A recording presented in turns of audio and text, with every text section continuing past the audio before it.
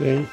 Hello, this is Roy, also Eagle VR and Eagle VR Demo. I'm here to give you some power saving tips on playing PokemonGo. Here you can see I've got my PokemonGo client open and I have an RBOC available.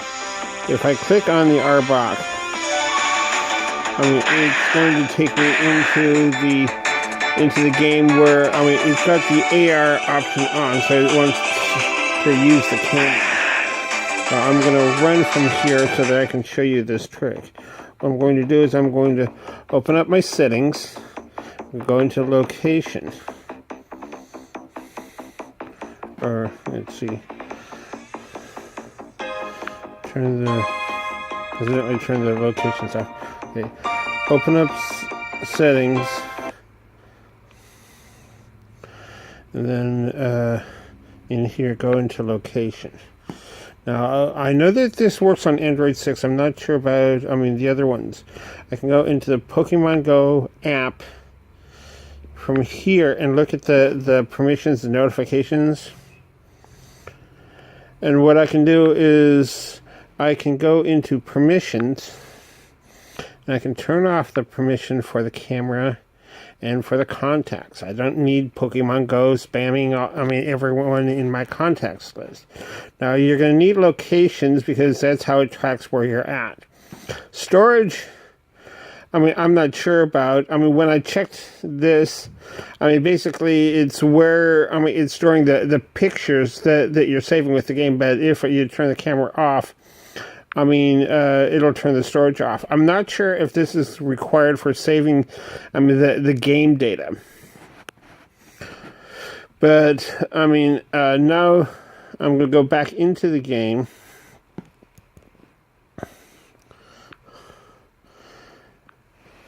And I'm going to see, never ask again, deny, never ask again, deny. Now it's going to restart the app, or reload the app, because I've changed the settings and stuff. Now you can see the RBOC is still there, and I'm hoping he'll pop up here in a moment. He was over here. Yep, there he is. Now if I click on the RBOC,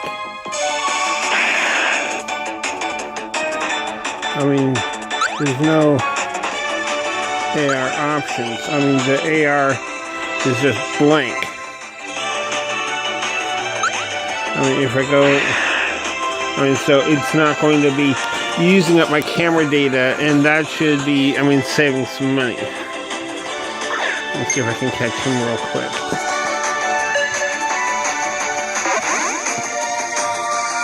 Okay, here. Let's see, throw out a raspberry.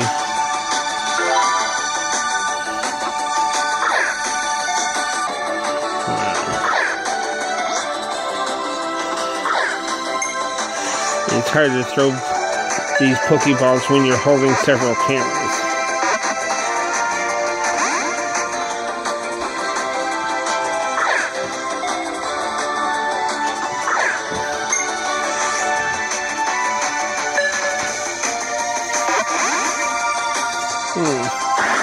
This guy's being really stubborn.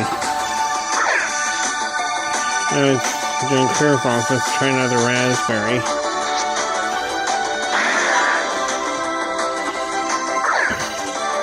It wants to curve the other way.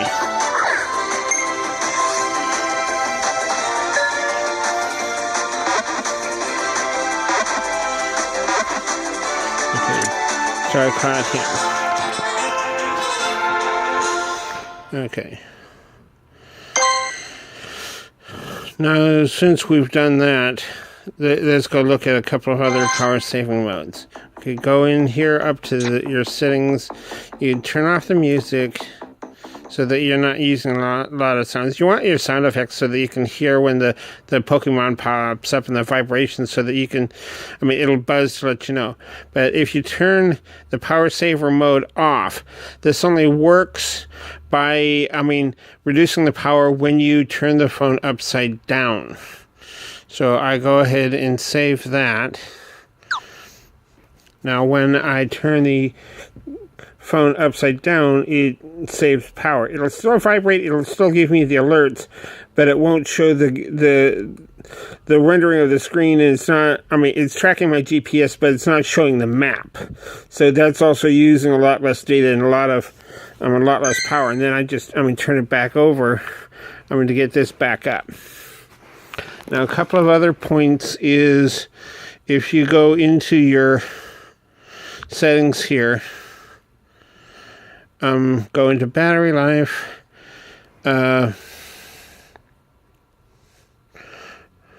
okay, you can look at the battery power here. You can see, what's using a lot of power and stuff. What you can do is you can turn on power saving mode. That will help reduce the power, so that, it'll cut out a lot of the stuff that's running in the background. Okay. If you go into, let's see. Okay, that should, reduce this. Now, a couple of things I want to mention. People are talking about, catching eggs or hatching eggs. When you're walking around and you're hatching Pokemon eggs, everyone's complaining about these little, 2-kilometer Pokemon eggs and how they are only getting like Ratttas and Pidgeys and other small Pokemon from that. This is important, so listen up. You may get a low-end Pokemon, but you get a big pile of candy that you can use for upgrading that low-end Pokemon for experience. So it's important to save and hatch those as quickly as you can so that you can use them for leveling yourself up. Now, when you're catching the Pokemon like the Sparrows and Pidgeys, an important way of leveling up is that, you want to catch all of these low-level guys that you can.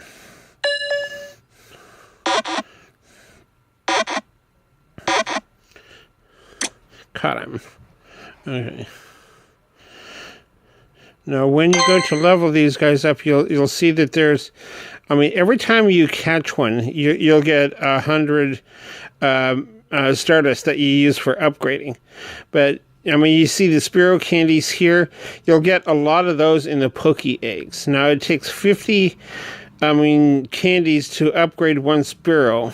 But if you're upgrading Pidgeys, it only takes 12 candies to upgrade a Pidgey.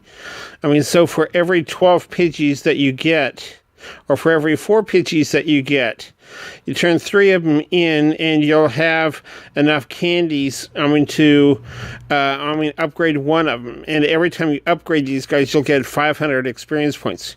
If you use a magic egg, you'll get 1,000 for all of these. So that you want to save these up and upgrade a lot of them, all together, so that you can, boost your experience very quickly. With a magic egg, it doubles all your experience. So, instead of getting 500 per, upgrade, you get 1,000. Now, this works great for the Zubats, for the Pidgeys, for the Spearows, and for the Rattatas, and the Ekans. You'll catch lots and lots and lots and lots of them. You can see I've got, whole swarms of them here. If I sort by number, you'll see I've got, Meowth.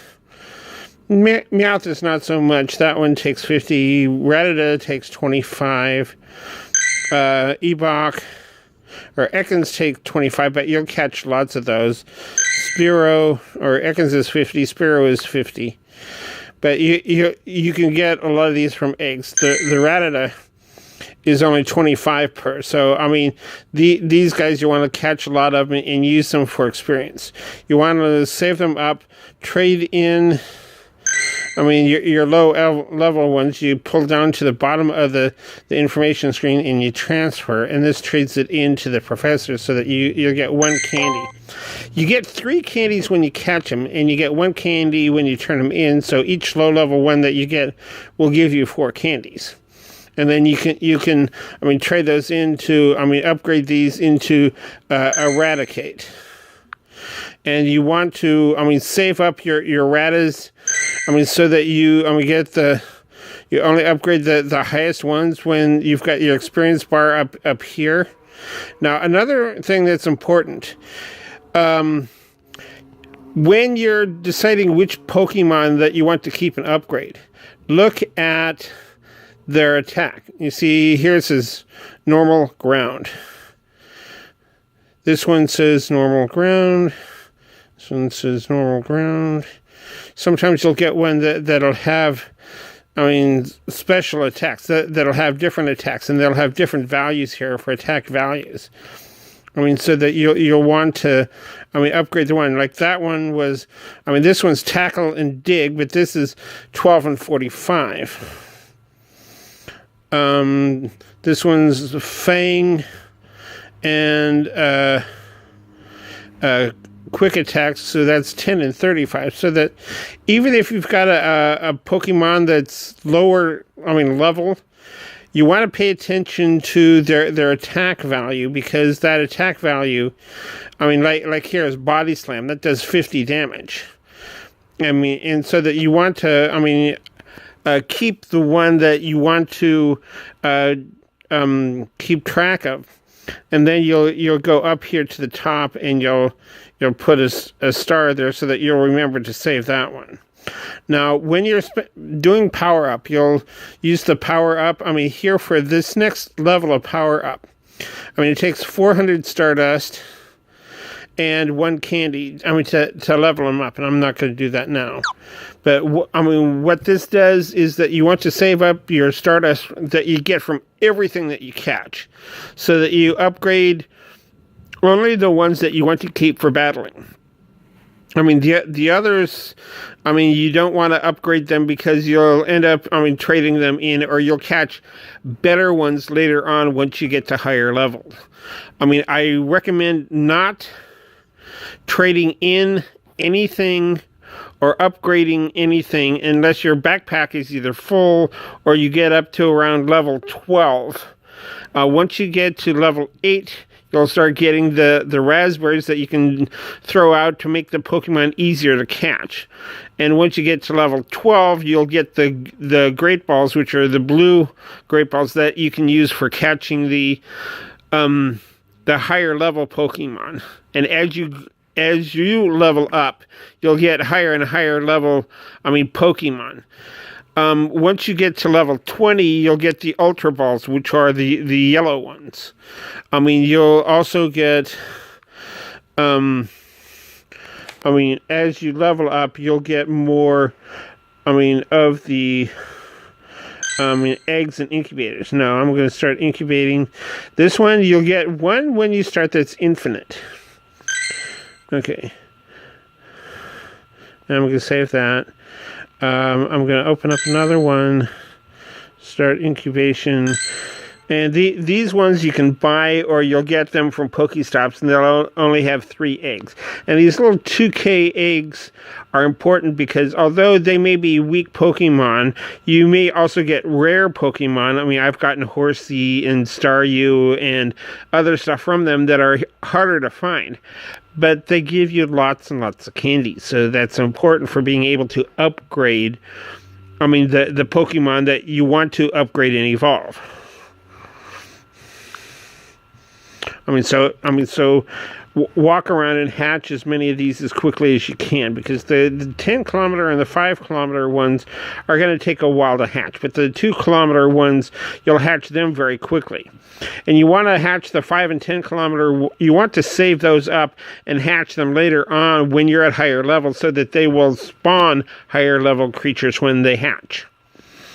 These ones here, you're probably going to get a low-level Pokemon, which is fine because you're not hatching them for the Pokemon, you're hatching them for the candies.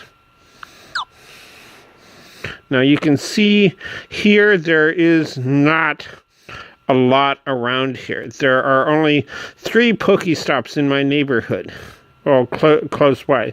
There's 2 of them here at the light rail stops, 1 of them in the shopping center over here. If you look way up the street, there's a Buddhist temple up here that has 3 Pokestops. but 2 of them are inside a private, fenced-in area, so that only this one here out at the entrance is accessible.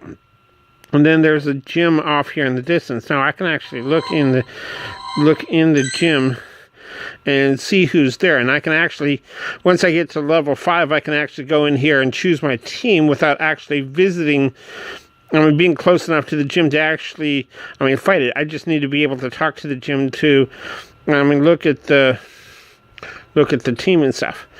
But, the way the Pokemon spawn is based on the amount of cellular traffic in the area, which is why when you've got a lot of people together playing Pokemon together, there's a lot of cell traffic, and you get, a lot of the, a lot more Pokemon. Now, over here in the shopping center across the street, there's, a bunch of smaller shops in these units here, but there's a big Target store over here. And there's a big hotspot just outside the door where a lot of Pokemon spawn. Because when people are going into Target, there's so much metal in the building that their cell phone connections are basically cut off, and they don't get a lot of the posts and alerts and stuff.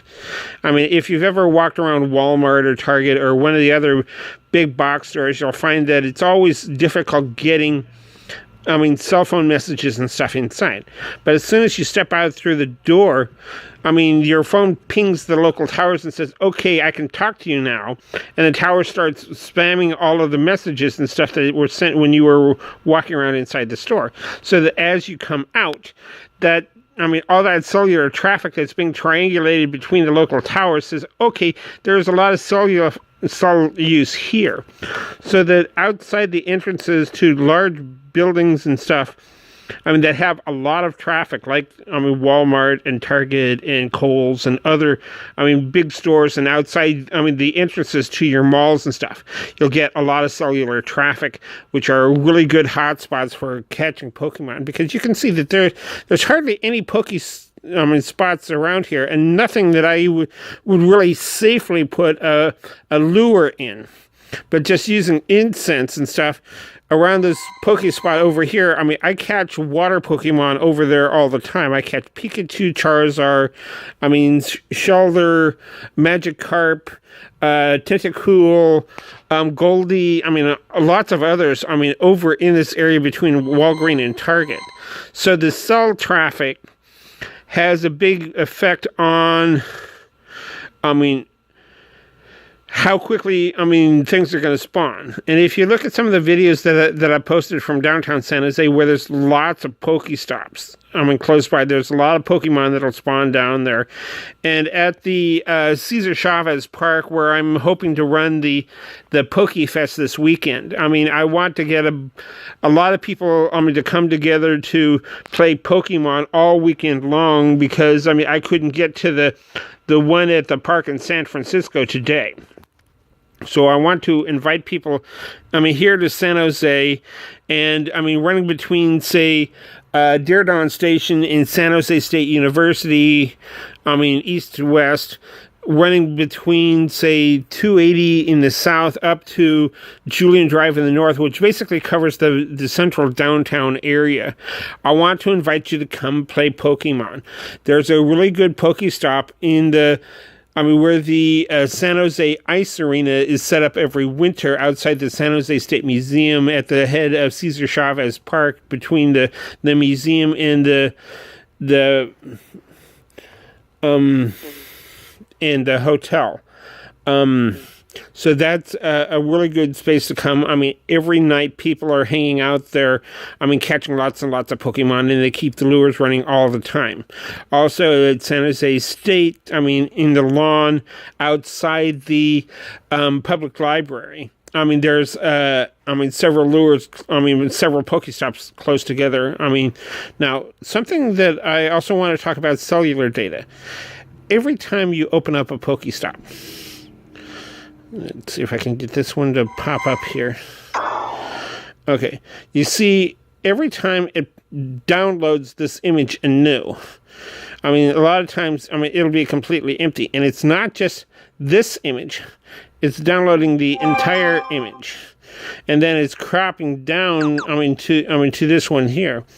So if I open up, this Pokestop, it downloads this image every time, which is why if you're riding a bus or, going down the street, or you're sitting in a car going down the street, and you're passing these Pokestops, and you don't have time to open them, it's because every time you pass by, it has to download this data anew, so that you're paying for the bandwidth for these pictures over and over and over again every time you open the Pokestop. And that's one of the reasons why there's so much lag in the Pokemon servers and stuff, is because people are paying their data plan, bandwidth, to open up these information over and over and over again. And if they would just set it so that you could open up a Pokestop, tag it as a stop that you visit all the time, so that you're not, downloading this data repeatedly. It'll save on your bandwidth, it'll save on your cell phone traffic, it'll save on your battery life, and it will make the game run, so much faster. So, being able to flag Pokestops that you sit at for a long time, harvesting Pokemon, or that you visit on a regular basis and stuff, would be, very advantageous.